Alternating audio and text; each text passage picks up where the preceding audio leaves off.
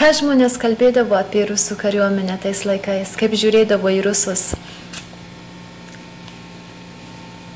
Žiūrint tokių jau nusistatymų. Nu, jūsų tėvas, pavyzdžiui, ar jūsų giminės, ar pažįstami? Mano tėvas tiesiog nekentė rusų.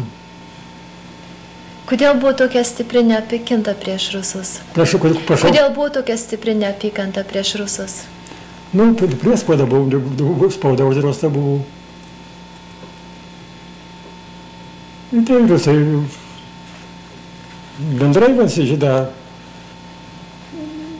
tokį lietuviams buvo visi svetimi.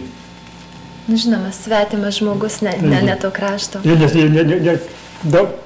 Rusų kalbą nelabai daug kas mokėjo visi. Ir mes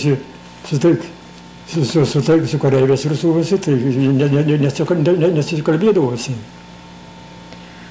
Ar žmonės tuomet jautė, kad bus galimybė, kad Lietuva galės įsilaisvinti, kaip atėjo karas, ar buvo... Aš asmeniškai tai svajodavau apie tai tik tai, bet nebuvau įsitikinęs. Bernius buvo, kai tada nors. Tai jūs net tada jau galvojat, kad kada nors gal Lietuva bus laisva, buvo tokia svajonė? Tai tokia svajonės buvo šitą.